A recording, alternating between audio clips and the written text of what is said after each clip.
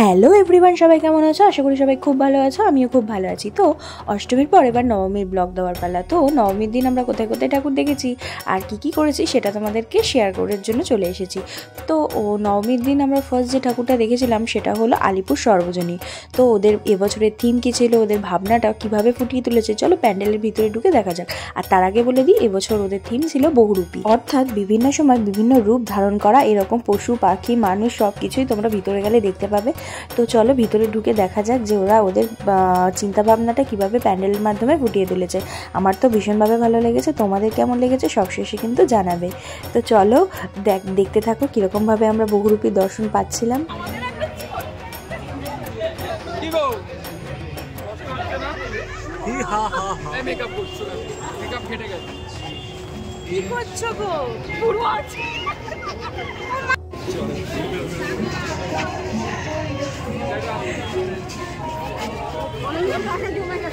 Video করলে এখানে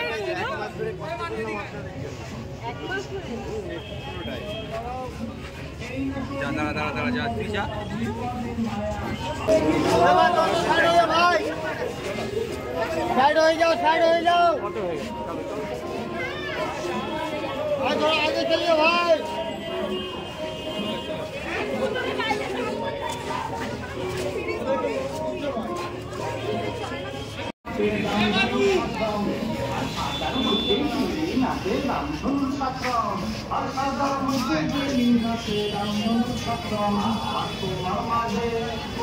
তোমার মাঝে আমি বাঁচি, আমার মাঝে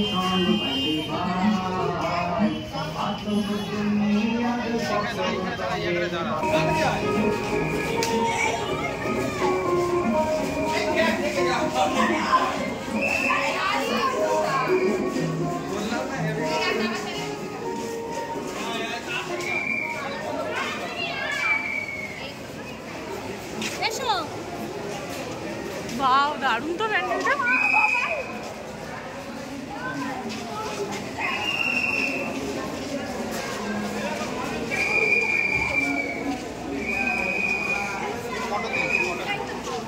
আমি ভিডিও করবো।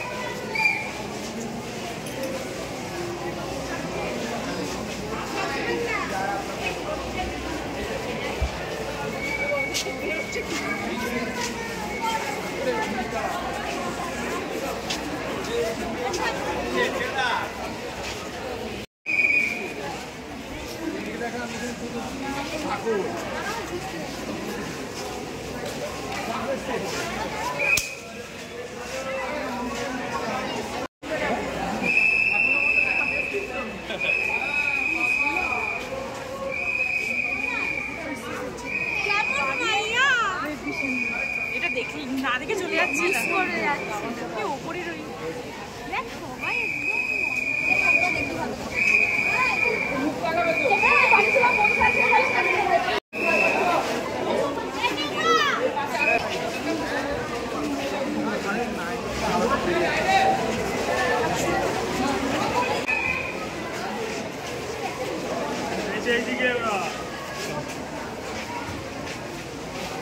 কি কেমন লাগলো বহুরূপীর দর্শন পেলে? তো কত রকমের মানুষজনকে আর কত রকমের পশু, উফ কী যে দারুণভাবে প্যান্ডেলটা করেছে কি বলবো, আমার তো খুব খুব ভালো লেগেছে। তো তারপরেই আমরা চলে গেলাম ৬৬ পল্লীর মশলার প্যান্ডেল দেখার জন্য। উফ, যেদিকেই তাকাচ্ছি শুধু মশলা আর মশলা। সানরাইজ পুরো ভরে গেছে, মানে সানরাইজ কোম্পানির মশলা যেন চারিদিকে দেখতে পাচ্ছি। মনে হচ্ছে টুক করে মশলাটা নিয়ে আর রান্নাটা সেরেই ফেলি। তো চলো দেখা যাক মশলাটা কীরকমভাবে ডেকোরেট করে ওরা প্যান্ডেলটাকে তুলে ধরেছে।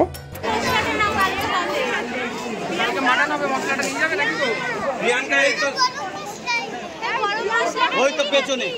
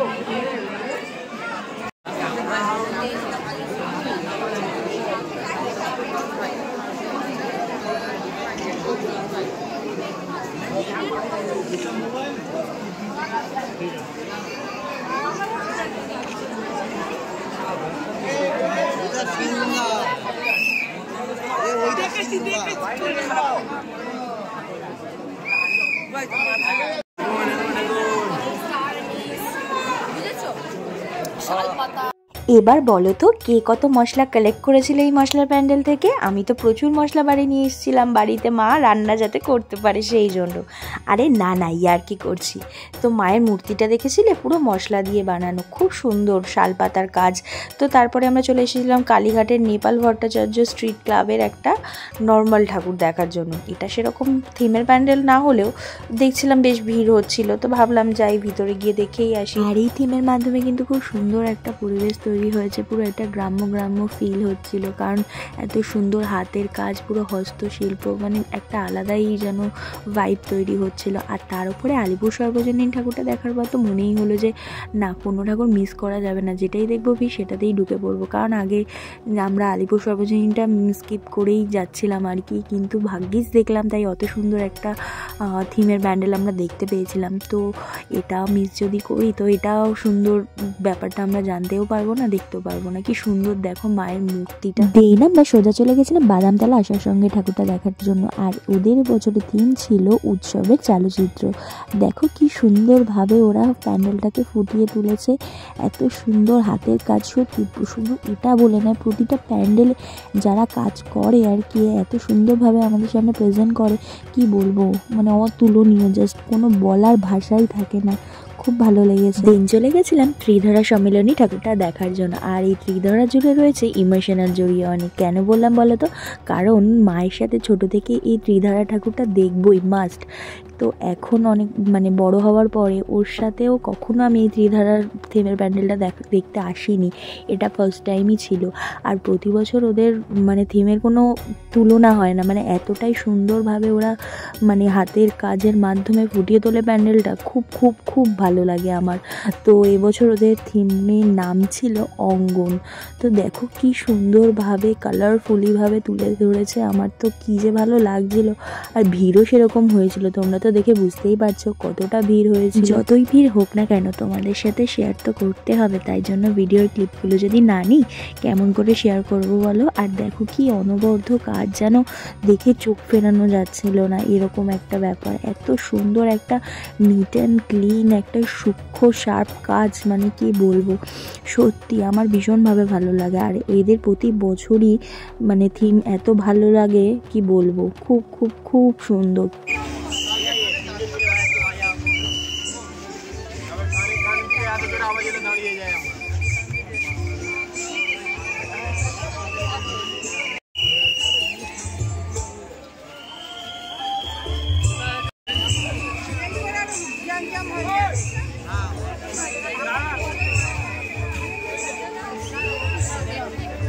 তারপরেই বাবিনের হাত ধরে গুটি গুটি পায়ে চলে গেছিলাম দক্ষিণ কলকাতার আরেকটা অন্যতম ঠাকুর দেখার জন্য। সেটা কোথায় জানো? দক্ষিণ কলকাতার সমাজসেবী সংঘ ক্লাবের ঠাকুরটা দেখার জন্য। আর ওদের এবছরের থিম কি ছিল জানো? ওদের এবছরের থিম ছিল, তোমরা তো দেখতেই পেলে যে ভিডিওতে যে থিমের নামটা বড় বড় করে লেখা আছে, এই যে দেখতে পাচ্ছ কর্ষণ।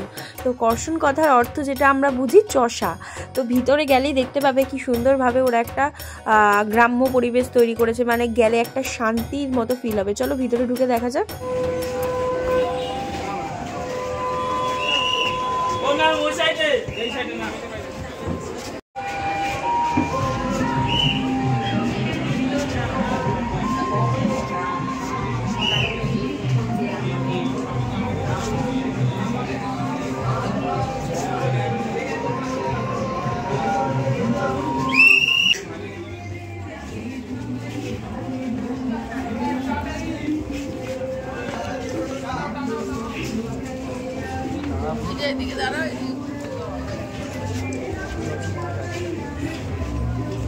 তারপরে আমরা চলে গেছিলাম সোজা দক্ষিণ কলকাতার আরো একটি অন্যতম ঠাকুর দেখার জন্য। সেটা কোথায় বলো তো? বালিগঞ্জ কালচার অ্যাসোসিয়েশনের ঠাকুরটা দেখার জন্য। আর ওদের এবছরের ভাবনা ছিল আরশিনগর। আর আরশিনগর কথার অর্থ কি বলতো? দেহের হৃদয়কে আয়না বা দর্পণ বলে মনে করা হয় এমন। এবার চলো ভিতরে ঢুকে দেখি যে আরশিনগরের থিমটা কিরকম ভাবে ওরা ওদের প্যান্ডেলের মাধ্যমে ফুটিয়ে তুলেছে।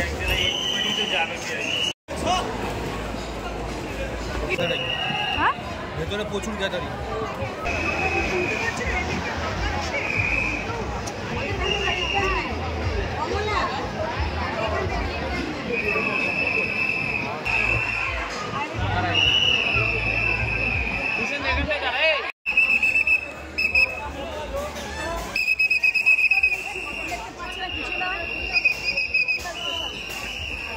দেখলে তো কতটা নাজেহাল অবস্থা হলো এই বালিগঞ্জ কালচারের ঠাকুরটা দেখতে গিয়ে।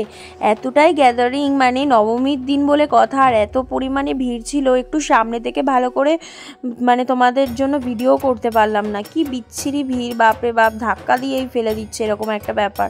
সব ঠাকুরই প্রায় কাছ থেকে দেখেছি, এটাই দেখতে পারলাম না। তো তারপরে চলে গেলাম আমারই একটা পছন্দের, মানে জোর জবস্তি করে যাওয়া প্যান্ডেলে দেখতে। সেটা হলো এই হিন্দুস্তান ক্লাবের ঠাকুরটা।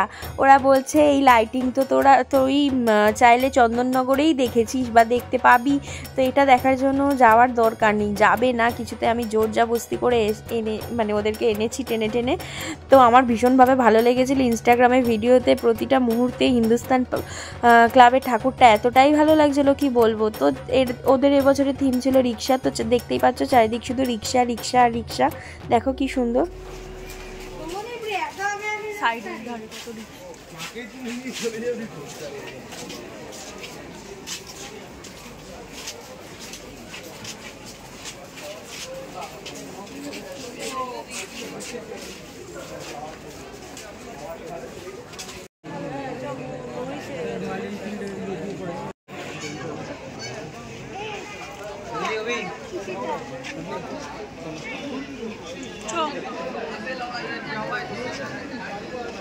তারপরেই হিন্দুস্তান ক্লাবের ঠাকুরটা দেখার পরেই আমরা সোজা চলে গেছিলাম একটু পাপড়ি চাট ভেলপুরি খাওয়ার জন্য। যদিও বা আমরা বাড়ি থেকে ডিনার করে এসেছি, তাও একটু ঠাকুর দেখতে বেরিয়ে টুকটাকি খাওয়া এটা যেন মাস্ট, এরকম একটা ব্যাপার।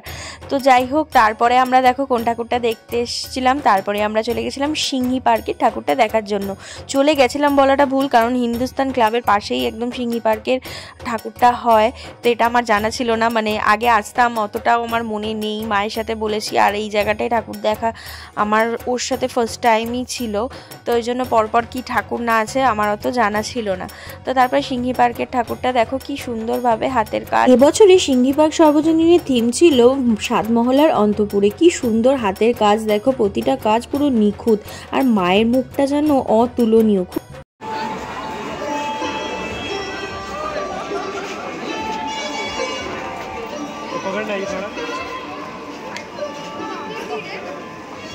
সিংহি পার্কের ঠাকুরটা দেখার পরে আমরা সোজা চলে গেছিলাম বাড়ির দিকে রওনা দিয়েছিলাম, কারণ অনেকটাই রাত হয়ে গেছিলো। আর হ্যাঁ, তার আগে কিন্তু আমরা একটা ঠাকুর দেখেছিলাম, সেটা হলো বেহালার ঠাকুর। আর বেহালায় থাকি, আর বেহালার ঠাকুর না দেখে পুরো পুজোটা কাটিয়ে দিয়েছিলাম। ওই একটাই ঠাকুর দেখেছিলাম, সেটা হলো বেহালা নতুন দলের ঠাকুর। আর এবছর ওদের থিম ছিল অনুভব। তো সত্যি কথা বলতে বেহালায় 4টে মতো ঠাকুর ওঠে নতুন দলের কাছে, তো একটাও ঠাকুর দেখা হয়নি, ওই একটা বাদে। তারপরে আমরা পেয়ে গেছিলাম পাস, মানে আমাদের কাছে অলরেডি বেহালার ঠাকুরগুলোর পাস ছিল, তবুও আমাদের দেখা পসিবল হয়নি। তো নতুন দলের পাস নিয়ে আমরা চলে গেছিলাম নতুন দলের ঠাকুরটা দেখার জন্য। আর সত্যি কথা বলতে একদমই বাজে হয়েছে এবছর, বেহালার ঠাকুর না দেখে সব ঠাকুর দেখেছি। তো আমরা প্রতি বছরই আগে বেহালার ঠাকুরগুলো দেখে নিয়েই তবে বাকি ঠাকুর দেখি, তবে বেহালার ঠাকুর না দেখে সব ঠাকুর দেখেছি, এটা একদম ভারী অন্যায় কাজ হয়েছে।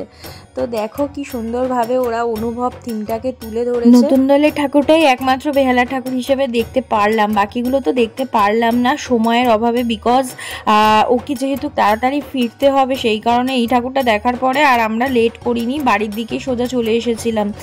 যদি ওই বাকি ঠাকুরগুলো দেখতে চাই তো অনেকটাই দেরি হয়ে যাবে, আর সকালবেলা ওর একটা কাজ ছিল সেই কারণে আর কি। তো এই নতুন দলের ঠাকুরটাই আমাদের লাস্ট ঠাকুর দেখা ছিল নবমীতে। আর শুধু নবমীতে নয়, নবমীর দিনই আমাদের লাস্ট ঠাকুর দেখা ছিল। দশমীতে আমরা কোনো ঠাকুর দেখিনি, দশমীর দিন কি করেছি না করেছি সব কিছুই কিন্তু তোমরা ভিডিওতে দেখতে পাবে।